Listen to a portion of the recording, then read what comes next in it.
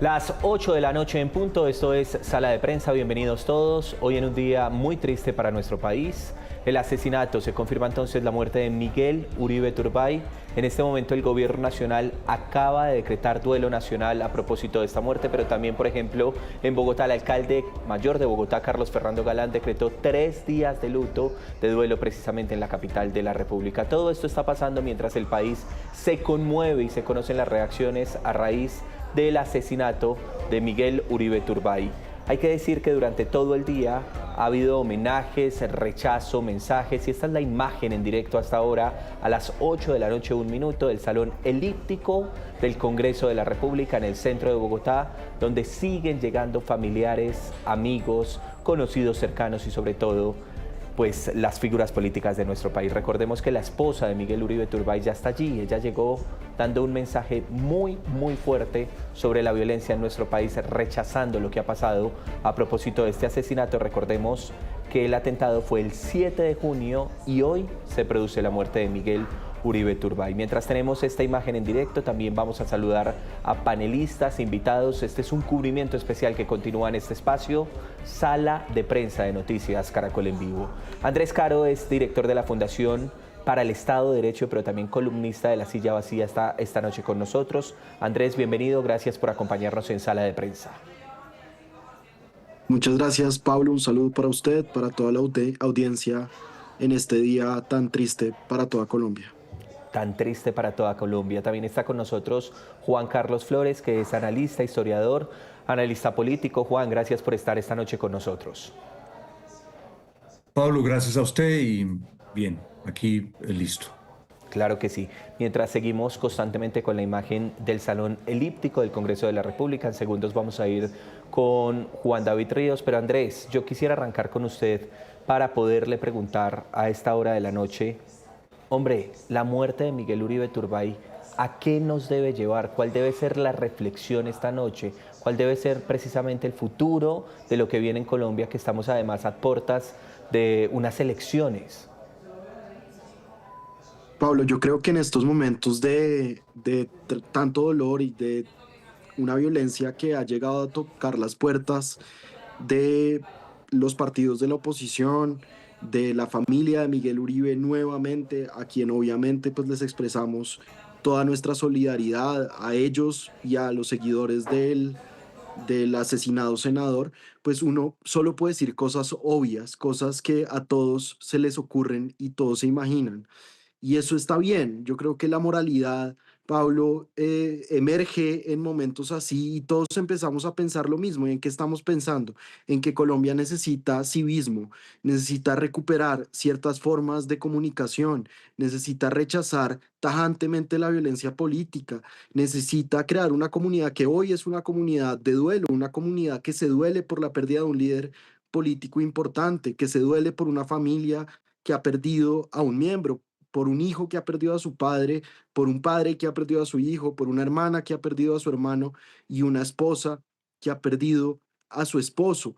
Y en ese sentido, pues, ¿qué necesita Colombia? Necesita disminuir el odio, la polarización que sin duda conduce a la violencia, rechazar la violencia, exigirle a las autoridades una respuesta pronta al caso, a las investigaciones, necesita promover una campaña política en paz.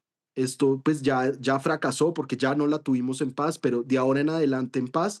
Y necesitamos también, Pablo, y lo voy a decir así, exigirle al jefe de Estado que no haga discursos estigmatizadores, que no haga discursos que piensen en el adversario político como un enemigo. Y lo mismo se puede decir también, por supuesto, de la oposición. Gracias por esta primera reflexión. Ya vamos a ir con Juan Carlos Flores. También a recordar, Dana, pongamos por favor la imagen completa del Salón Elíptico, algunas de las palabras que dio a su llegada la esposa de Miguel Uribe Turbay. Ella dice: gracias a los médicos. Para el país se fue un hombre que soñaba con la paz y la unión de Colombia, para que otros niños no vivan lo que está viviendo Alejandro. Se refiere al hijo, por supuesto, de ella y de Miguel Uribe. Romper una familia es un acto horrible, dijo ella en las palabras. Rechazo cualquier acto de violencia o venganza por la muerte de Miguel Uribe. Ojalá se haga justicia por una Colombia que merece vivir en paz. Gracias a Dios por estos 2 meses al lado de Miguel. Sin este tiempo no hubiera sido posible afrontar este momento. Fueron algunas de las frases que dio María Claudia Tarazona a la llegada precisamente al Congreso de la República. Vamos a esta hora al Congreso de la República. Está Juan David Ríos, que ha hecho un trabajo durante todo el día en medio de este cubrimiento. Juan, gracias por acompañarnos y bueno, ¿qué sigue pasando allí? ¿Cuáles son las reacciones a esta hora? Pablo, pues definitivamente continúan ingresando figuras políticas aquí al Congreso de la República. Yo me encuentro en la parte de afuera del Elíptico Nacional, en donde se está llevando a cabo en este momento lo que es la espera de la llegada del féretro del senador Miguel Uribe. El espacio aquí en la plenaria de la Cámara de Representantes, que es el Salón Elíptico, todo ese espacio que ustedes ven es cuando entre el féretro, es cuando vaya a entrar y pues por supuesto ya han ingresado varias figuras como expresidentes, César Gaviria, Juan Manuel Santos están aquí presentes y por esa puerta es donde entrará el féretro del senador Miguel Uribe Turbay. Le voy a contar un poco cómo es ese protocolo que se espera que se dé una vez llegue el cuerpo, el ataúd del senador. Primero entonces la policía haría el ingreso desde la Plaza Núñez, que es la que conecta la Casa de Nariño con el Congreso de la República más bien, y lo traerán en una marcha hasta el punto del Salón Elíptico, hasta donde nosotros estamos presentes. Aquí va a ser el ingreso a ese Salón Elíptico y se le dará el decreto del Gobierno Nacional de Cámara Ardiente sobre los honores fúnebres, sobre lo que decreta el Gobierno Nacional, y ahí tomará la custodia del féretro del senador Miguel Uribe, lo hará la Guardia Presidencial. Habrá palabras, por supuesto, del presidente de la Cámara de Representantes y el vicepresidente del Senado de la República. Estará, por supuesto, aquí presentes por ausencia del presidente del Senado. Nosotros, por supuesto, ha sido un movimiento de los diferentes congresistas del gobierno nacional. Se está a la espera que llegue Armando Benedetti, se está a la espera que llegue Angie Rodríguez, también presentes, la directora del DAPRE, aquí. La bancada del Centro Democrático está completa, la familia. María Claudia Tarazona, usted ya lo había mencionado, nos dio unas palabras al iniciar muy sentidas de llamadas de la unión, y sus 3 palabras fue eso: unión, amor y paz. ¿Qué es lo que necesita? Lo que sucedió con su hijo Alejandro no se debe repetir nunca más, de tener a un niño huérfano de padre, como lo fue Miguel Uribe con su madre, Diana Turbay, y también como lo será Alejandro con Miguel Uribe. Nosotros seguiremos aquí, Pablo, atentos, por supuesto, de la llegada del féretro del senador Miguel Uribe y de demás asistentes a este primer momento. Recuerde usted que es el primer momento hoy de la Cámara Ardiente, porque ya mañana será la entrada al público en general. Claro que sí, Juan. Volvemos en cualquier momento con usted. Se une a esta transmisión especial a Sala de Prensa María Margarita Zuleta, con quien conversamos en el día. Ya voy a ir con ella. Juan Carlos Flores, su primer mensaje hoy en medio de este día tan triste para Colombia. Pablo, no debemos perder de vista que el asesinato de Miguel ocurre en un momento de máxima tensión, en el cual hay una cantidad de puntos de violencia encendidos en Colombia, en los más diversos lugares de nuestra geografía. El Pacífico está en una situación de inseguridad muy grave. La situación del Cauca es terrible. Lo que pasa en el Bichada, el enfrentamiento entre diversos grupos armados, es de extrema gravedad. En el Catatumbo la cosa no es noticia, pero el poder ilegal allí es inmenso.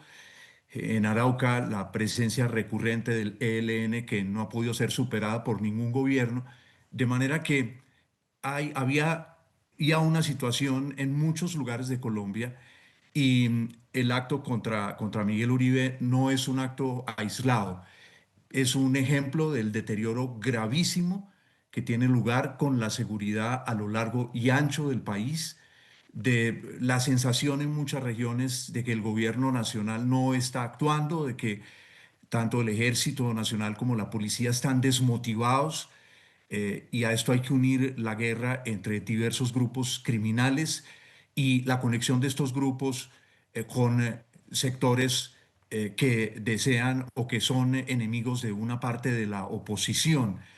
Entonces, estamos ante una situación en la que no bastan las palabras, y no bastan las palabras además solo bien intencionadas, en que es necesario pasar a los hechos.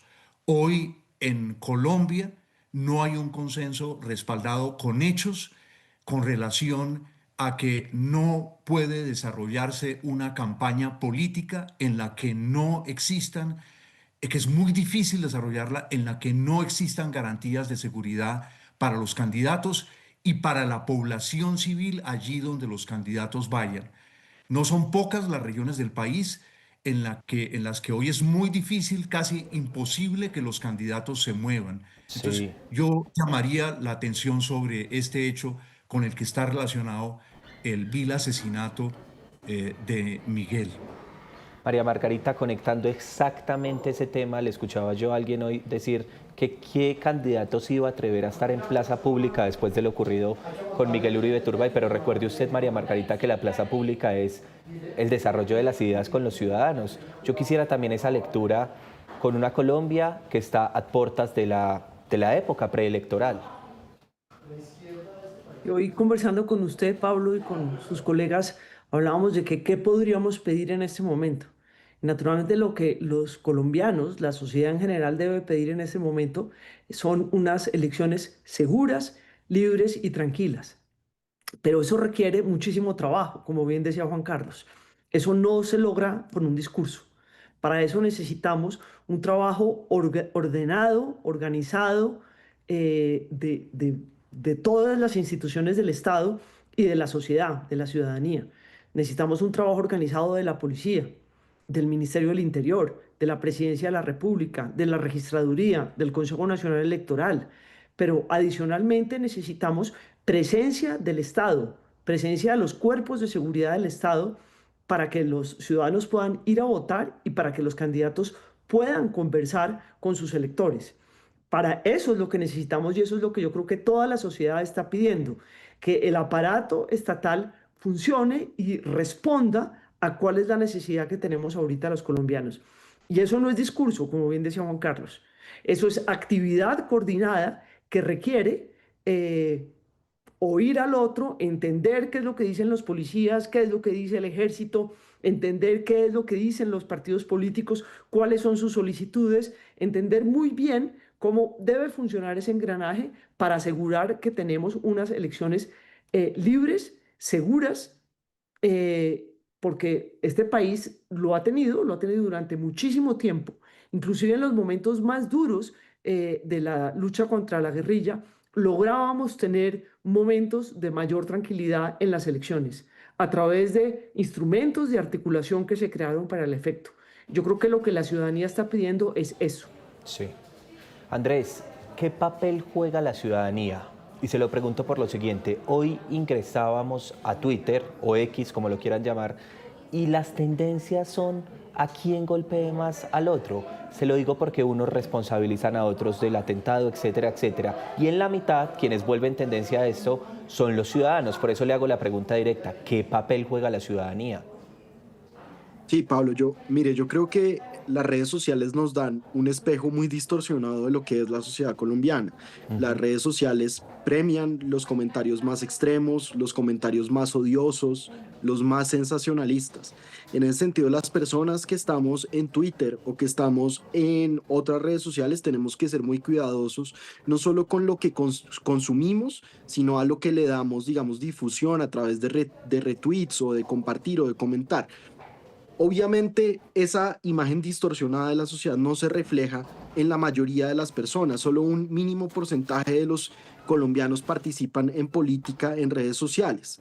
Entonces, no nos dejemos distraer. La sociedad colombiana en redes sociales aparece mucho más dividida de lo que en realidad está. Eso lo muestran estudios no solo de Colombia, sino de todo el mundo. Lo que necesitamos tener es buenas conversaciones políticas basadas en la verdad y en la evidencia. Eso obviamente no hace que sea innecesario tener posiciones contrapuestas. De hecho, es natural que haya posiciones contrapuestas y en un marco. ¿En qué marco, Pablo? En un marco de respeto por la vida de cada persona y de los líderes políticos y de los líderes sociales.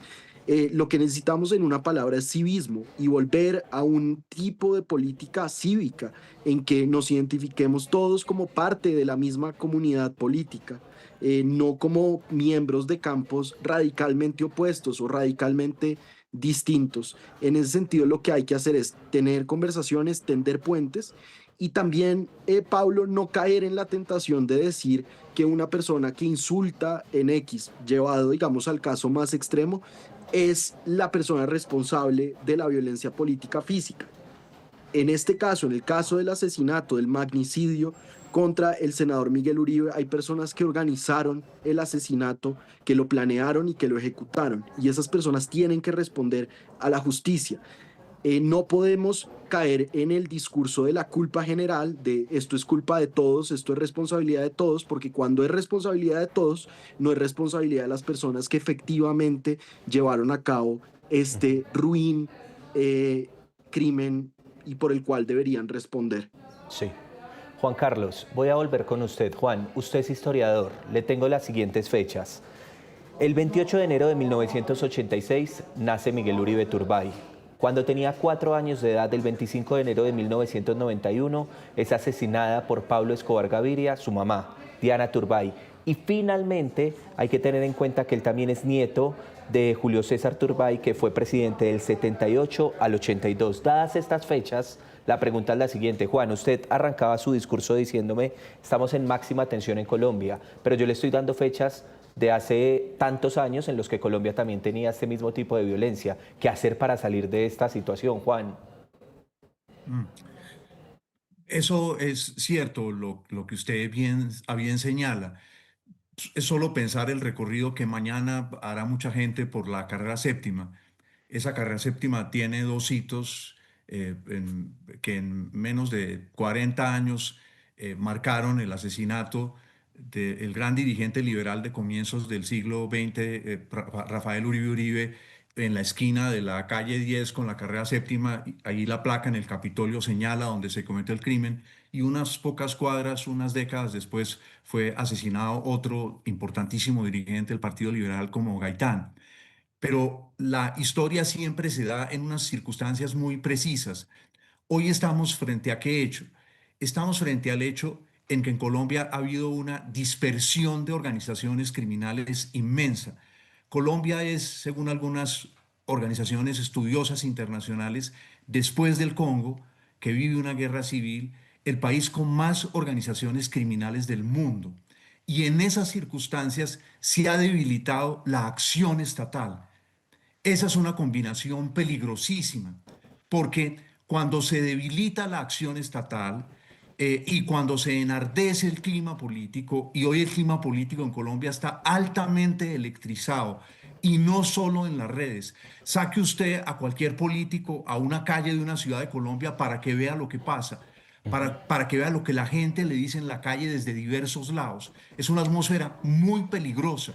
Entonces, hay una combinación hoy de deterioro de la capacidad estatal de actuar contra los grupos criminales y de proteger a los ciudadanos. Pensemos lo que ocurre hoy en el Cauca. En el Cauca expande todos los días la intimidación física o el asesinato de personas que se atrevan a decir cosas distintas de lo que los grupos ilegales predican allí. El Cauca vive hoy bajo el terror, y doy solamente el ejemplo de ese departamento. Entonces, el peligro que tenemos ante nosotros es que eso se desborde. ¿Y qué sí nos enseña la historia en Colombia? Que hay unos momentos en los que se puede frenar eso. Paca, me perdona Paca que no le diga María Margarita, porque me siento rarísimo diciéndole de esa manera, pero absolutamente raro. Me parece que hablando con otra persona. Entiendo Pablo, que es un hombre joven, respetuosísimo, pero ya, en fin, entrados en gastos, ya le dije Paca. Entonces, tenemos unas fechas en Colombia. Estaba cuando usted hacía, pensando, ahora usted me calificaba de historiador. Hay un año, por ejemplo, en Colombia que es decisivo en nuestra historia del siglo pasado, después de la paz que siguió al final de la Guerra de los 1000 días. y es el año 49, el año más violento de la historia de Colombia, el año 49. ¿Y qué ocurrió en ese año? El ambiente político estaba completamente caldeado. Recordemos que aquí, donde queda hoy el Ministerio del Medio Ambiente, esa era la antigua embajada americana, la embajada de los Estados Unidos, iba el candidato Echandía con su hermano y sale un tipo y le pega un tiro al hermano del candidato y se le vuelve imposible al Partido Liberal realizar elecciones. Entonces, no es simplemente una repetición de la historia, son ciertas coincidencias peligrosísimas y estamos ante el riesgo de que se alineen esas coincidencias peligrosísimas. De ahí que no basta solamente, es necesario, por supuesto, ponerle un freno a un discurso político cada vez más desbocado, que utiliza el odio como el arma central política. Ahí es donde está el problema. No en que la gente diga cosas contra el adversario, que uno vaya caminando y le digan por la calle, Flores, pendejo, idiota, eso no es problema. Usted se reúne en plata, eso no es problema. El problema es cuando el odio es la única herramienta que se utiliza en el debate político. ¿Y el Estado qué rol juega allí? Que el Estado es el que tiene unos frenos para eso y le manda unos mensajes potentes a las organizaciones armadas. Y eso no está funcionando hoy en Colombia. De allí el riesgo inminente que en algún momento crucemos un punto de no retorno. Claro, María Margarita o la Paca Zuleta. Juan Carlos Flores toca un tema que es importante, el de la polarización, y se lo pregunto porque alguien me decía hace poco, es más, le voy a decir quién, Pedro Medellín me decía, Pablo, es que la polarización en sí no es un problema. Está bien que pensemos distinto y que haya un lado del otro. El problema es cuando la polarización finaliza en violencia. Es que yo creo que la polarización es más grave que pensar distinto. Pensar distinto es una realidad. Yo conozco a Juan Carlos Flores hace muchísimos años. Juan Carlos no piensa, somos amigos, pero Juan Carlos no piensa lo mismo que yo, ni yo pienso lo mismo que él. Y en muchas cosas coincidimos, en otras no coincidimos, pero eso no quiere decir que no podamos conversar y que no podamos hablar. El problema de la polarización es que no se puede conversar, que nadie está mirando, nadie está haciendo un esfuerzo de entender la posición del otro. Que simplemente hay como, eso no vale porque lo piensa el otro, eso no tiene sentido porque es lo que cree el otro, a eso ni siquiera le voy a poner atención porque es la mirada del otro. Entonces esa es la negación a la posibilidad de una conversación, a la posibilidad de un entendimiento. Por eso creo que la polarización es mucho más profunda que no estar de acuerdo. Es la negación a entender que el otro tiene una posición distinta y que esa posición es válida desde su perspectiva, desde su criterio, y que en democracia lo que hay que hacer es tratar de conversar. Si alguien gana las elecciones, pues va a tratar de hacer las cosas de acuerdo con su criterio, que fue el criterio, porque la persona ganó las elecciones y entonces va a tratar de trabajar con ese criterio. Pero eso no quiere decir que anule la visión de los demás. Eso no quiere decir que no tenga en cuenta el criterio de los demás, que no entienda que está gobernando a personas que tienen criterios distintos. Pero yo quiero ahondar un poquito en lo que decía Juan Carlos, porque yo creo que es muy serio, muy grave, pero además es parte de la narrativa de Miguel Uribe desde que se lanzó como precandidato a la presidencia. Es decir, por una ausencia de política de seguridad, de presencia del Estado, de apoyo a las fuerzas. Por eso se deterioran más aún las condiciones de seguridad del Estado colombiano. Y al deteriorarse las condiciones de seguridad y al empezar a hacer negociaciones con unos y con otros, entonces pasa justo lo que decía Juan Carlos, y es que tenemos una proliferación de grupos delincuenciales, de grupos criminales, en donde hay nadie sabe con quién está en cada bando, y con un proceso de paz que no tiene mucha claridad de cómo se está trabajando con esa diversidad de grupos. Sí. Y yo creo que eso no tiene que ver con la polarización, eso tiene que ver con la criminalidad, que es una cosa distinta. Claro. Digamos, esa es una mirada frente a la criminalidad. La criminalidad, es hacer cosas por fuera de la ley, es no dejar que la gente piense como piensa y amenazarla y matarla, como estaba hablando Juan Carlos de que es lo que ocurre en el Cauca.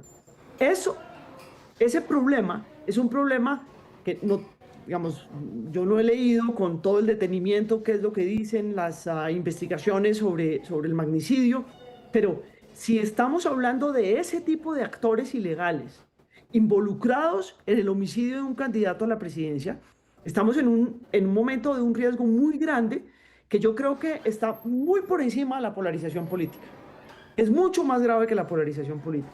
Y yo creo que nosotros tenemos que hacer una reflexión como ciudadanos y decir, dejémonos de enfrascar en que alguien piensa que es azul y el otro que es rojo, aunque ya nadie habla de los azules y los rojos, sino entonces, ¿cómo como una sociedad vamos a rechazar la criminalidad y a defender pues, el derecho a la vida, el derecho a la libertad de expresión, el derecho al voto, el derecho a la propiedad privada, y exigir que el Estado garantice ese tipo de cosas? Claro.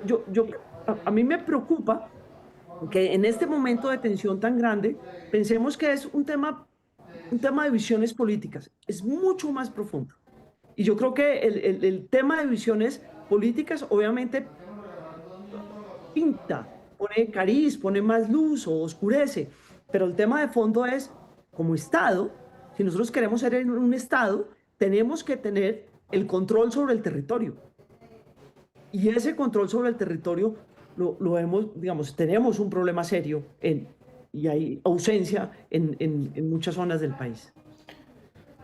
Digamos, como resumiendo gran parte de esta respuesta de la Paca Zuleta, ya dice, la gravedad está en que quien piensa distinto es eliminado, pues por así decirlo, y es lo grave que puede pasar en nuestro país. Pero Andrés, yo quisiera que nos detuviéramos en un tema, y es lo que viene porque insisto mucho que Colombia está en una época preelectoral, y se lo pregunto, hoy mucha gente criticaba a aquellos políticos que usan la muerte de Miguel Uribe Turbay pues para fines políticos, y lo rechazaban.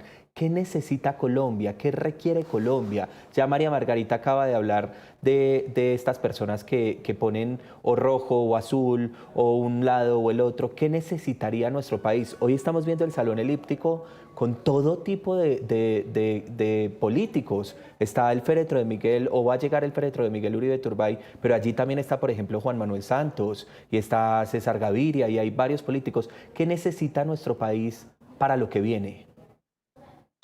Sí, mire, yo creo, Pablo, en primer lugar, creo que no podemos ser ingenuos y el asesinato de un político es un hecho político que va a ser discutido políticamente, porque así debe ser en un país con una comunidad política, eh, digamos, dura, como es el caso colombiano, en donde la gente tiene opiniones. Entonces, pues el asesinato del senador Uribe es un hecho político que está en el ámbito público, lo mataron por ser político, y eso hay que reconocerlo. Yo creo que es muy importante. Una cosa es lo que decía la Paca, distinguir entre un país político, legal, en el que hay discusiones duras entre adversarios políticos que no ven el mundo con los mismos ojos, y el mundo de la ilegalidad. Cuando ocurre en el mundo político de la legalidad que llegamos a un punto en el que desde nuestras discusiones políticas y desde la clase política la enemistad llega hasta el punto de realmente ver al otro como un enemigo, pues se crea una situación perfecta para que los grupos armados ilegales pesquen en río revuelto y digan, esto está tan desordenado que si yo actúo de esta manera, pues voy a detonar esa comunidad política legal buscando mis fines de desinstitucionalización, de desorden, etcétera, etcétera. En la medida en que volvamos a un discurso cívico mucho más razonable, y creo que hoy hemos visto dos cosas, el duelo decretado por parte del gobierno me parece que es un gesto importante, y las palabras de la viuda de Miguel Uribe llamando a la reconciliación, censurando cualquier intento de venganza, lo son también. Yo creo que eso va a ayudar a que esta campaña sea mejor y sea, digamos, más cívica en medio de la tragedia, de la terrible tragedia que ha sido este asesinato. Pero esto no va a ocurrir mientras tengamos bodegas, mientras sigamos insultando, mientras se insulten a los adversarios políticos, a los periodistas, a los líderes sociales, como hemos visto en los últimos años en Colombia. Porque les he estado tomando apuntes de lo que me van diciendo. La Paca Zuleta preocupada por el tema de la violencia. Usted me ha hablado del tema de civismo y Juan Carlos me hablaba de las elecciones que se necesitan seguras y tranquilas, mirando un poco para lo que viene. Juan Carlos, eso que decía Andrés sobre el tema de que se decreta el duelo, las imágenes, porque yo insisto mucho en las imágenes. Dana, nuevamente de allá de producción, volvamos con la imagen full del Congreso de la República, el salón elíptico, la llegada, el mensaje de la esposa. Es que, Juan Carlos, vamos para allá. La esposa es la que uno debería ver quebrada, llorando, llegando allí al Congreso de la República, llega con esa fuerza y envía frases como las que yo les decía ahorita: rechazo la violencia, pido justicia, pero también esto debe unirnos como país. ¿Cómo leer esto? Que es la misma familia, es la esposa de Miguel Uribe. Eso tiene un gran valor, sin duda, un gran valor moral, un gran valor ético. Al mismo tiempo, sin instrumentos estatales, los individuos corremos el riesgo de quedar en sálvese quien pueda. Por esa razón es que es tan importante cierta objetividad estatal en el caso de la justicia, en el caso del empleo de la fuerza. Eso no son meras palabras, y yo subrayaría eso. Hoy yo hablaba del año 49, el año más violento de la historia de Colombia. A ese año, ¿qué le antecedió? A ese año le antecedió toda la tragedia del 9 de abril a lo largo y ancho del país. Esa noche en que los liberales atraviesan la ciudad en llamas, la ciudad regada de cadáveres en las calles, para tratar de llegar a un acuerdo con el gobierno conservador. Y hubo palabras de reconciliación y se creó un gabinete de unidad nacional y los liberales estuvieron representados en ese gabinete por diversos ministros. Pero en la medida en que no hubo estatalidad para proteger la vida de los ciudadanos en las regiones, para garantizar el libre ejercicio de la campaña política, el país se ensangrentó. Entonces, es muy importante recordar ese viejo y sabio dicho: obras son amores y no buenas razones. No, y no lo digo por las palabras de María Claudia, ellas están perfectamente en su lugar y hablan muy bien de María Claudia, que en su inmenso dolor, sola, con su niño, con 3 niñas que ella tiene también, es decir, eso habla muy bien de ella, pero es muy importante comprender que no basta solo con las palabras, porque la institucionalidad funciona con decisiones, porque el que el ejército actúe, el que la policía actúe es una disposición del Estado, y eso tiene que actuar en determinadas condiciones, y tiene que mirarse. Hoy prácticamente, si tomáramos los indicadores, los distintos indicadores en seguridad en el país, yo me atrevo a decir que la gran mayoría de ellos están en alerta máxima, y frente a eso no hay una reacción del gobierno. Entonces, ese es el peligro más grande que tenemos hoy. No basta con la buena voluntad. La buena voluntad en Colombia se enfrenta a la existencia de grupos poderosísimos que tienen la capacidad en muy corto tiempo de montar un magnicidio, como lo hicieron con el magnicidio de Miguel Uribe, y lo pueden hacer en cualquier lugar de Colombia, y tienen la capacidad de decretar paros armados. Hoy debe haber un paro armado en el Bichada, o están anunciando más bien un nuevo paro armado allá. El Chocó ha vivido ese tipo de cosas, el Catatumbo. Y frente a eso, la sensación que uno tiene es de un Estado que no comprende, que necesita actuar con rapidez y con diligencia. Por supuesto, termino con esto, debe haber un acuerdo con respecto a esto, es decir, que podemos tener una campaña muy dura, muy tensa en ideas y en propuestas, pero con una comprensión de todos y el acuerdo de todos de que la violencia no puede ser el instrumento y de que el Estado debe actuar contra los grupos que atenten contra los ciudadanos inermes, porque pensemos que los políticos de todas maneras tienen algún grado de protección, la mayoría de ellos, pero la mayoría de los ciudadanos están completamente inermes hoy en las zonas donde la violencia avanza a pasos agigantados en Colombia.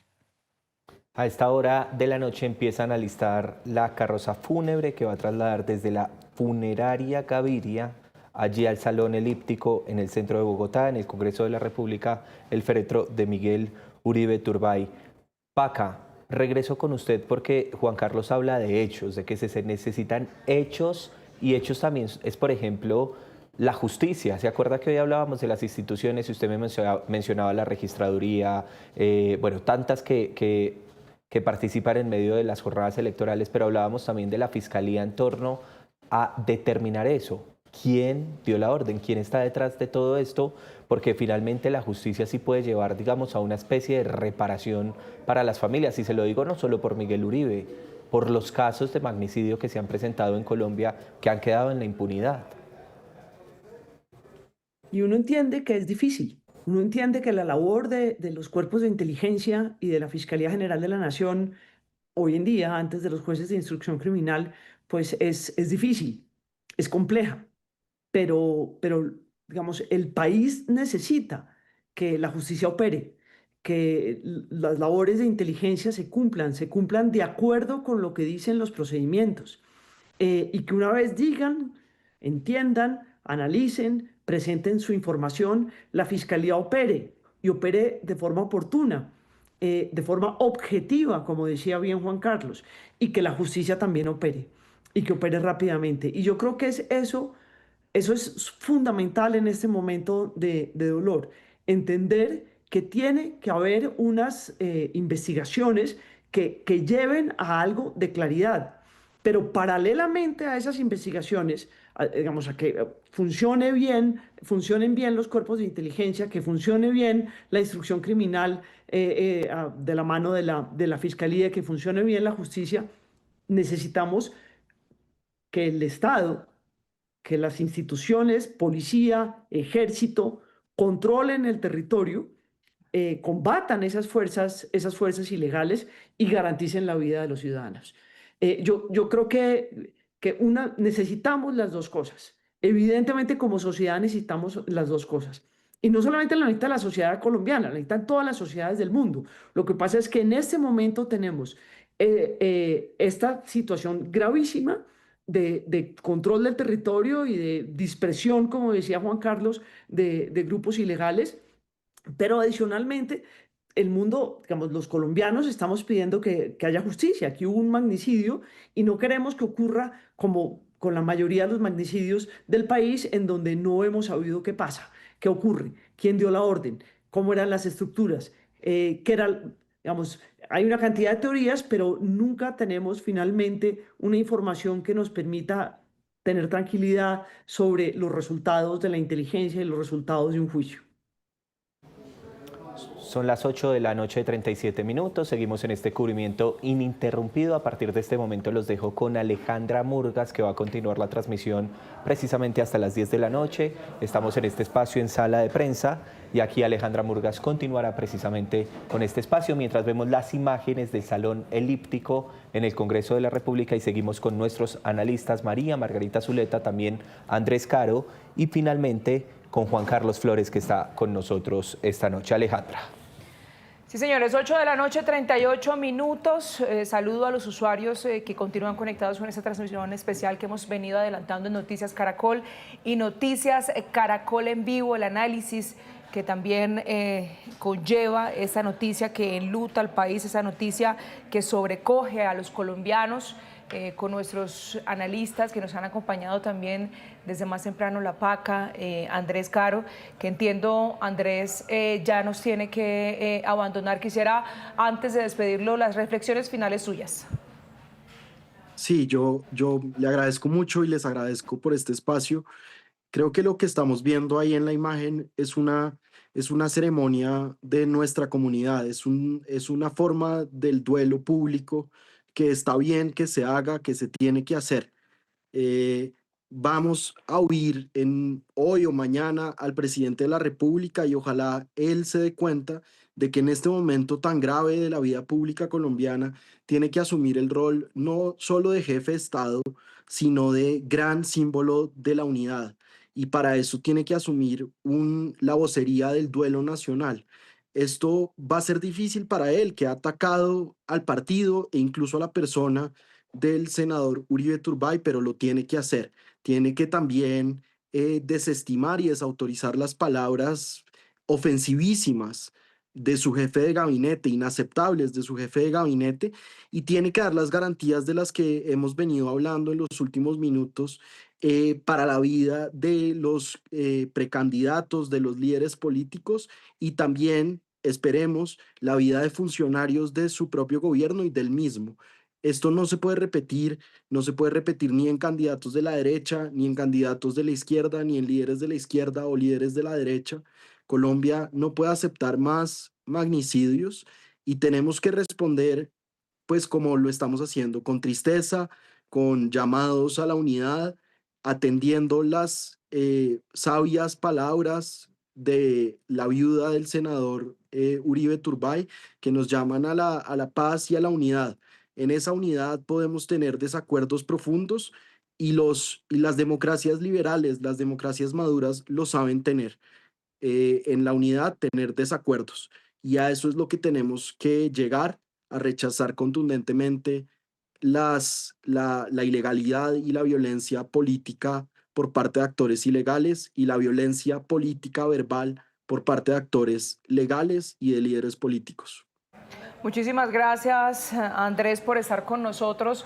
Quisiera continuar esta conversación aquí en Sala de Prensa, saludándolos una vez más a Juan Carlos Flores y a la Paca Zuleta, María Margarita Zuleta, quienes nos acompañan en este espacio que hemos querido, como ha acontecido en los primeros minutos de Sala de Prensa y durante toda la transmisión que hemos hecho a lo largo de la jornada, desde muy temprano, desde que se conoció la noticia de la muerte de Miguel Uribe Turbay a la 1:56 de la madrugada de hoy, tratar de permitirnos esos momentos de reflexión en medio de ese llamado que, como lo decía Andrés, ha venido realizando María Claudia Tarazona, o realizó en los últimos minutos allí a su arribo al Congreso de la República. María Margarita, quisiera preguntarle por un punto que hemos venido también conversando, y es que en medio de esta polarización que se vive en el país y de los diferentes actores que suman a la polarización de alguna u otra manera, hay un punto que no sé si ustedes, esa pregunta también se la quiero plantear a Juan Carlos, concuerdan en esa división. ¿Ha habido alguien que se ha fortalecido y han sido los grupos criminales? En su época, en los 90, por ejemplo, hablábamos del caso de Pablo Escobar. Hoy día estamos hablando, y en medio de un contexto de violencia también en las distintas regiones del país, porque hoy estamos hablando de la muerte de Miguel Uribe Turbay, pero tenemos que hacer un recuento también de lo que ha pasado con la muerte de policías, con la muerte de militares, y en todos los casos vinculados o relacionados con el ejercer violento de esos grupos armados en el territorio colombiano. ¿Qué opinan ustedes al respecto? Y comienzo con María Margarita. Yo creo que tiene que ver con lo que decía Juan Carlos hace unos minutos. Estamos en una tensión, hay un problema de pérdida de control del territorio, hay un problema de actividad constante de una cantidad de grupos ilegales, y hay zonas muy grandes del país en donde hay, digamos, no hay orden. No hay orden, no hay institucionalidad, no hay libertades, porque no hay quien garantice las libertades, y eso, digamos, ese deterioro de las condiciones de seguridad, pues aprovechó, es decir, estos grupos aprovecharon esa ventana de oportunidad que les dimos los colombianos al estar enfocados en otra cantidad de cosas. Yo creo que parte de lo que nos está pasando, y yo les decía hace unos minutos, una de las cosas que es muy triste es que era parte del discurso de seguridad de Miguel Uribe Turbay. Era parte de lo que él decía. Estas condiciones de ausencia de seguridad en el territorio tienen que ver con unas decisiones de política erradas, de política pública erradas, que nos han llevado a esta situación. ¿Cómo corregir esa situación? Y ahí era donde yo trataba de hilar con lo que decía Juan Carlos. Si estamos a puertas de unas elecciones, lo que tenemos que hacer es tratar de corregir esa situación a través de presencia del ejército, presencia de la policía, actividad coordinada, entender que digamos, la institucionalidad, cómo debe organizarse para garantizar unas elecciones libres. para garantizar unas elecciones seguras y tranquilas en el 2026. Y se vuelve muy grave porque obviamente tenemos estos grupos que están, digamos, que están impidiendo tener un funcionamiento de la democracia adecuado en una cantidad, digamos, en un número muy importante de hectáreas de este país que afectan a un número muy importante de ciudadanos, de municipios y de buena parte de algunos departamentos. Mire, antes de ir con Juan Carlos Flores, quiero comentarles una noticia que nos están confirmando hasta ahora.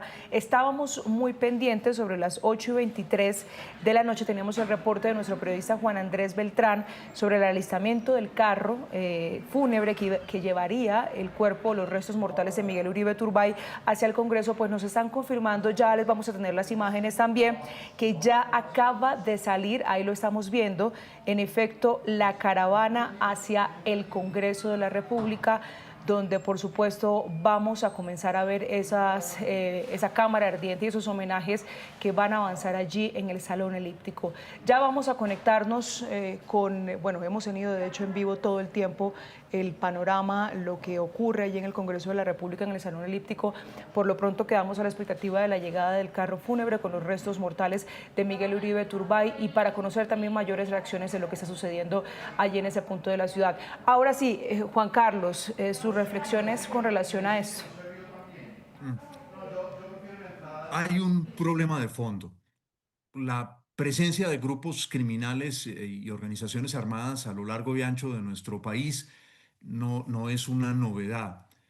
El problema es que el gobierno asumió unas buenas intenciones, pero el camino al infierno muchas veces está sembrado de buenas intenciones, cuando dijo, voy a negociar con todo el mundo. Y se establecieron, hoy es muy difícil, hay que sentarse y armar un cuadro muy complejo, saber qué condiciones se le ha dado a cada uno de las decenas de grupos con los cuales el gobierno nacional dice estar negociando. En esas circunstancias, por ejemplo, no quedó claro con el énfasis que ello requiere que apenas empezaba a hablar con estos grupos, no podía haber más acciones armadas o de intimidación a la población civil. Entonces, de nuevo, en Colombia, en una cantidad muy grande de departamentos, la población civil está bajo la intimidación de los grupos armados ilegales. Y no solamente la intimidación, tenemos noticias de desplazamientos, tenemos noticias de un crecimiento inmenso del asesinato de líderes sociales, de líderes comunitarios, de defensores del medio ambiente. Es decir, la vulnerabilidad de los ciudadanos en una parte de Colombia es cada vez más alta. De manera que no debemos olvidar que ese es el panorama generalizado, porque de lo contrario la gente en las regiones nos va a ver como pensando solamente en la tragedia que ha ocurrido en Bogotá. Y la tragedia de Bogotá es el punto más visible de las tragedias que se están sumando a lo largo y ancho de Colombia. La paz total no logró funcionar y el gobierno no ha tenido la valentía, la audacia de reconocer esto como lo pensamos no funcionó. Se nos está multiplicando el accionar de los grupos violentos. El gobierno debería reconocer, y yo creo que una parte del país lo acompañaría en el enderezamiento de ese proceso, que envió señales equivocadas, que en vez de reducir la confrontación la incrementó, porque todos sabemos lo que ocurre en Colombia en los meses previos a la iniciación de conversaciones. Los grupos empiezan a fortalecerse porque necesitan presentarse al Estado con más reclutados, con más presencia territorial, en fin. Entonces, no se puede desligar el peligroso estado de la seguridad de los ciudadanos en primer lugar, de los políticos, de las organizaciones sociales, de este rumbo equivocado de la paz total, que no significa que uno diga no hay que pacificar a Colombia, no en lo absoluto, pero un camino equivocado de pacificación en estos momentos nos tiene, y yo vuelvo a insistirlo, si el gobierno nacional no corrige el rumbo y si no llegamos a un acuerdo con relación a cómo confrontar la violencia que hoy desangra a nuestro país, que pasemos en menos de lo que nos demos cuenta a un punto de no retorno. Ese es el peligro, ese es el riesgo. De la tragedia del asesinato de Miguel Uribe, una vida cegada en la plenitud de la vida, en el cenit de la vida, ¿qué lección podría haber o qué resultado? Que es yo creo que la invocación que ha hecho María Claudia, su esposa, y es que de esto saquemos lecciones, pero que las saquemos lo más pronto posible. Pero yo vuelvo a subrayar, ahí, ¿quién tiene hoy una parte de la sartén grande por el mango? El gobierno nacional, porque los ciudadanos podemos expresar nuestras intenciones, pero no tenemos el poder institucional para actuar, y ese poder lo tiene el gobierno. Y él ha de entender que no solo representa a quienes le votaron, sino que ante este riesgo debe representar a toda Colombia. Y ahí es donde el presidente Petro no ha dado la talla hasta el momento. Ojalá la diese. Juan Carlos Paca, en esa misma línea quisiera continuar esta conversación, pero antes nos sigue llegando noticias a esta hora. Esta es en efecto una noticia en desarrollo que hemos venido adelantando a lo largo de la jornada del día. Dicen nuestro corresponsal en Washington, Juan Camilo Merlano, Christopher Landau, subsecretario de Estado, va mañana, o viene mejor mañana, para nuestro país para asistir al funeral de Miguel Uribe. Le dijo a Donald Trump Jr. en su show que el asesinato de Miguel Uribe Turbay es completamente terrible. Además, pues agregó una serie de calificativos en contra del presidente Gustavo Petro. Vamos en esa línea de la paz total, Juan Carlos y Paca. En este momento, hasta el momento, las autoridades manejan una muy fuerte hipótesis sobre los autores intelectuales de este hecho, y dicen que son presuntamente, que sería presuntamente el grupo armado de las disidencias de las FARC. En ese sentido, ¿cómo entender que quien estuviera detrás de un magnicidio como este y de otros hechos que hemos tenido que reportar continúan dentro de un proceso de paz total? Pensándolo de esa manera, ¿cuál tendría que ser el siguiente paso del gobierno nacional en medio de este panorama? Paca. Lo acaba de delinear de alguna manera Juan Carlos. Lo acaba de delinear Juan Carlos al decir si las personas con las que se está conversando, porque tienen voluntad de paz, la muestra de voluntad de paz que hacen es cometer magnicidios en Bogotá, asesinar policías, asesinar líderes sociales, líderes ambientales. ¿Cuál es la voluntad de paz? ¿Cuál es la voluntad de paz?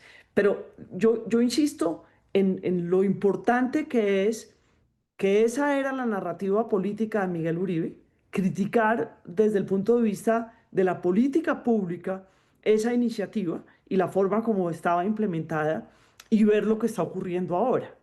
Yo creo que esa política pública no funcionó, evidentemente no funcionó, y está generando muerte. Está generando mayor crimen, no nos está apoyando, no nos está ayudando. Pero además no es una cosa que aquí están diciendo Juan Carlos Flores y Paca en Caracol, no. Recordemos lo que le dijo la vicepresidente Francia Márquez al señor presidente sobre el proceso, el proceso de paz total. Lo que le dijo de qué le decían en su región, en el primer Consejo de Ministros televisado. O sea, no es que lo estemos diciendo, no, lo dicen las cifras, que las cifras de homicidios no mienten, y lo dicen las personas incluso que conocen el territorio, que están en contacto con la gente del territorio, y dicen, cuidado, miren lo que nos está pasando. Entonces, ¿cuál tendría que ser el paso a seguir que recomendarían ustedes, Juan Carlos, del gobierno nacional, para actuar siendo consecuentes precisamente con lo que está pasando? ¿Qué se podría esperar? Porque estamos hablando de un sacrificio grande que tendría que hacer el gobierno nacional, porque este tema de la paz total, una de sus grandes banderas. Perdón, sí. ¿Qué hizo el presidente Andrés Pastrana? No recuerdo si fue con el secuestro del avión en Neiva. Pero ¿qué hizo en ese momento Andrés Pastrana? Suspender las negociaciones con las FARC y acabar la zona de distensión del Caguán. Yo creo que cuando hay un proceso de negociación que se traba, pues hay que romperlo, o hay que reorganizarlo. Pero en este momento, a un año de gobierno, yo creo que ese proceso no está funcionando y lo lógico sería reconocerlo, como bien decía Juan Carlos hace un rato, y eso requiere fuerza, valentía, pero también una proposición de qué es lo que se puede hacer si eso se suspende. Juan Carlos, adelante, lo escuchamos también. Sí, Alejandra, enmendar el rumbo no significa declarar que no es posible la pacificación de Colombia, en lo absoluto. Todo lo contrario. Esto es lo que se requiere para que quede una semilla sembrada desde ya, para que el próximo gobierno no tenga simplemente que contabilizar los muertos, las viudas, los huérfanos, los desplazados, los desaparecidos. Es que esa es la lección que nos deja una cosa de esta siempre en la historia de Colombia.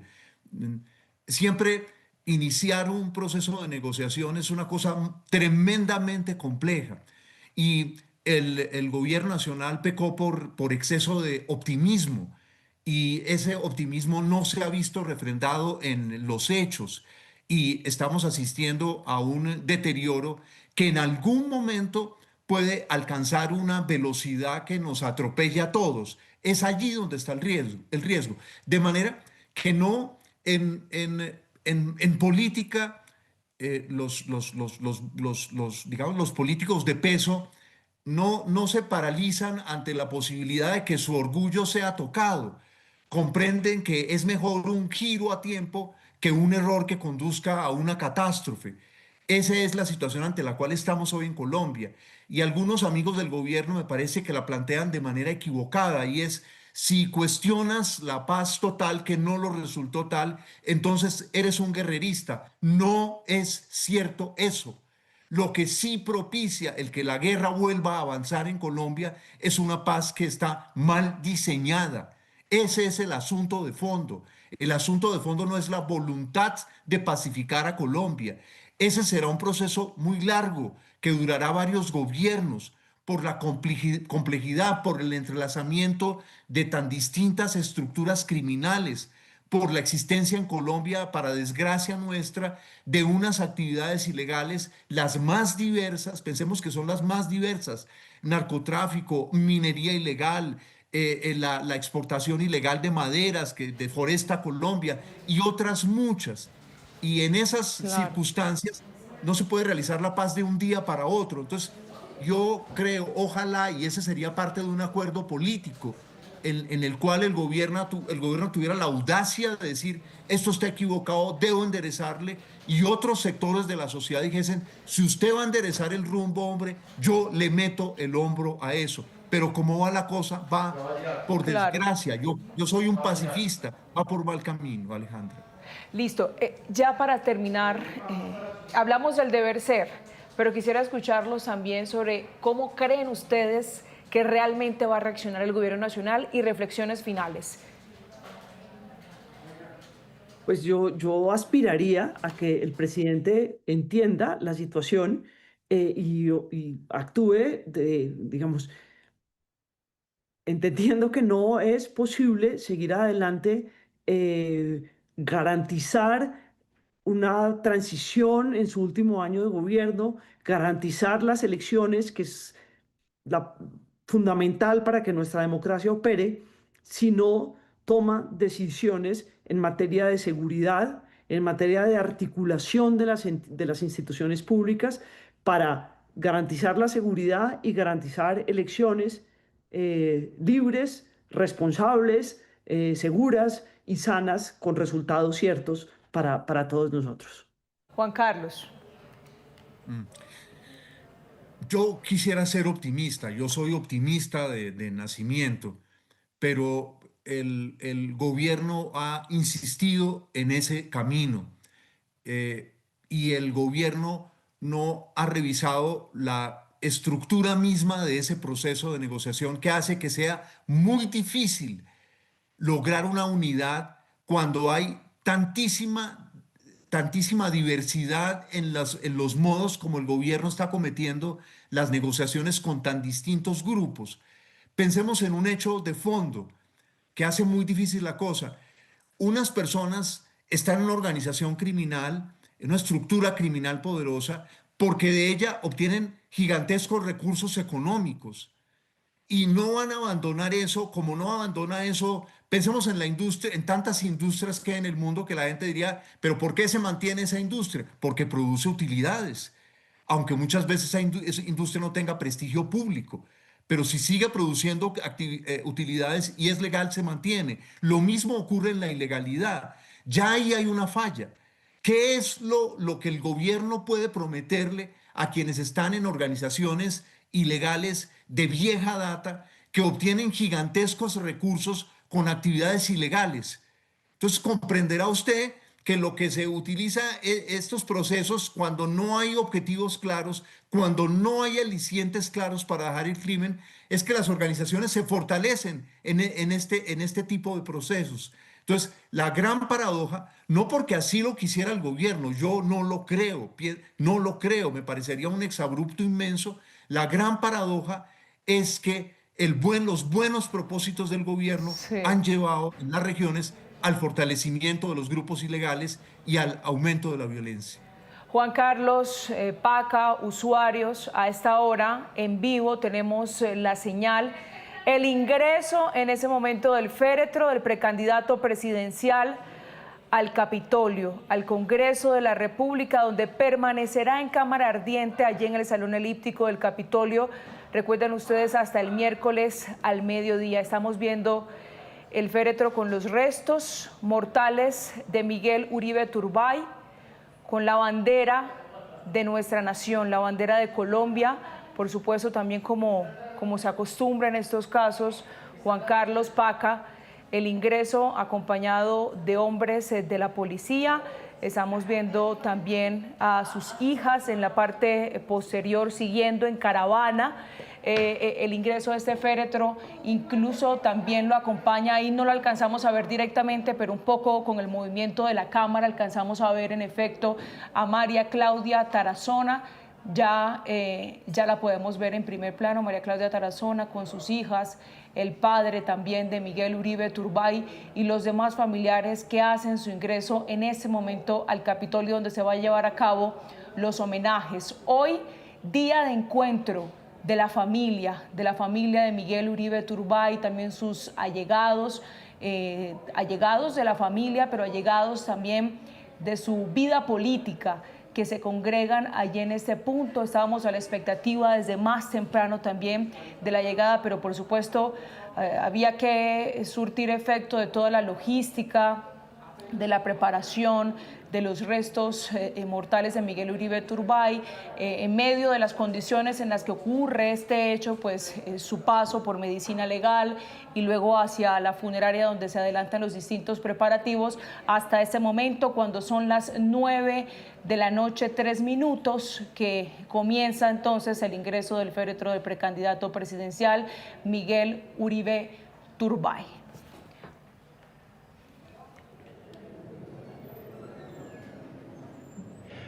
Alejandra, en este momento estamos justo aquí, en la entrada del Salón Elíptico. Llegan los amigos de Miguel Uribe Turbay, del senador, de la familia, llega la policía también con pañuelos blancos. La entrada del Salón Elíptico está con pañuelos blancos y en este momento aparece el féretro del senador Miguel Uribe Turbay, acompañado por la Policía Nacional, ingresando aquí, realizando esos honores fúnebres al senador Miguel Uribe. Pañuelos blancos, un arreglo floral. María Claudia Tarazona con sus 2 hijas mayores, también la familia de Miguel Uribe, la hermana de Miguel Uribe Turbay, ingresan a esta hora.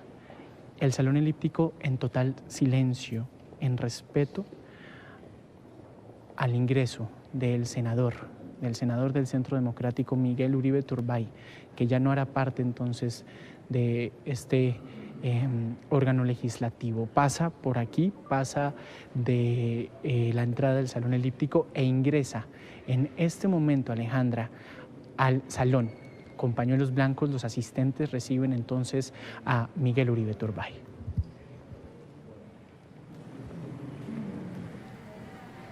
Pues en medio de la solemnidad, precisamente ese silencio que destaca Juan David Ríos, queremos compartirlo también con nuestros usuarios. Escuchemos.